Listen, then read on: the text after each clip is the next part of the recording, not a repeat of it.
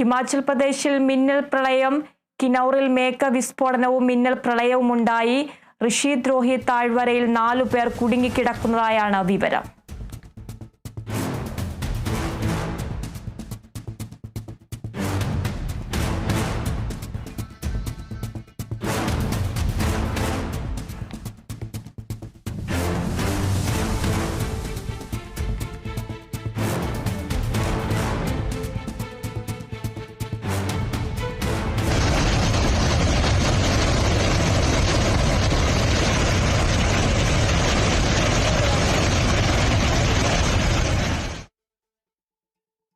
ഹിമാചൽ പ്രദേശിൽ മിന്നൽ പ്രളയമുണ്ടായിരിക്കുകയാണ്. കിനൌറിൽ മേഘവിസ്ഫോടനവും മിന്നൽ പ്രളയവുമുണ്ടായി.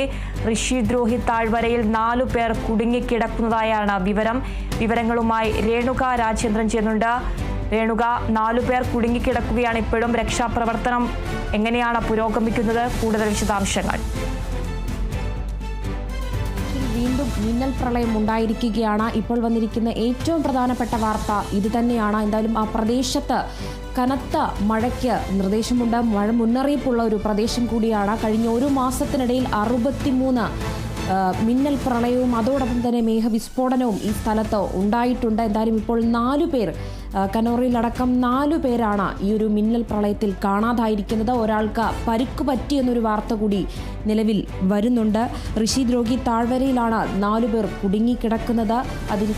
അതിൽ ഒരാൾക്ക് പരിക്ക് പറ്റി എന്നൊരു ഇതും കൂടെ ഉണ്ട്. എന്തായാലും മറ്റുള്ളവർക്കായും ഒരു തിരച്ചിൽ നടക്കുന്നുണ്ട്. കേന്ദ്ര പൊതുമരാമത്ത് വകുപ്പിൻ്റെ ക്യാമ്പ് പോലും ഒഴുകിപ്പോയി എന്നൊരു വാർത്ത കൂടെ ഇപ്പോൾ വരുന്നുണ്ട്.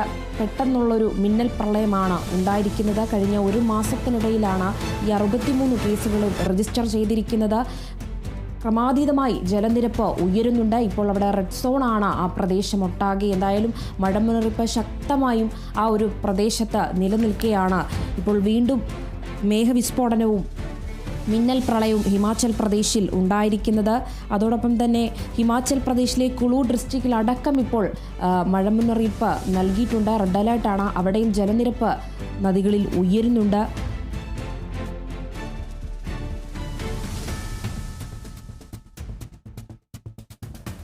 രേണുക, 4 പേര് തന്നെയാണോ കുടുങ്ങിക്കിടക്കുന്നത്? അതിലും കൂടുതൽ പേരുണ്ടോ?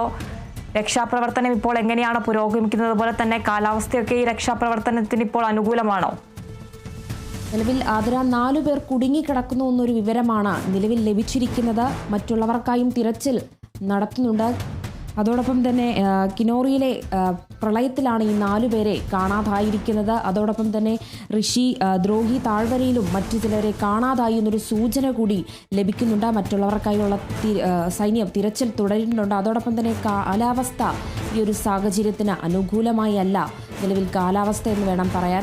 മഴ മുന്നറിയിപ്പുണ്ട്. അതോടൊപ്പം തന്നെ ശക്തമായ മഴയും കാറ്റുമെല്ലാം ഈ ഒരു പ്രദേശത്ത് വീശുന്നുണ്ട്. ഇത് രക്ഷാദൗത്യത്തെ സാരമായി തന്നെ ബാധിക്കുന്ന ഒരു വിഷയം കൂടിയാണ് ആതിര. ശരി രേണുക, ഹിമാചൽ പ്രദേശിൽ മിന്നൽ പ്രളയം, കിനൌറിൽ മേഘവിസ്ഫോടനവും മിന്നൽ പ്രളയവും ഉണ്ടായി. ഋഷി ദ്രോഹി താഴ്വരയിൽ 4 പേർ കുടുങ്ങിക്കിടക്കുന്നതായാണ് വിവരം.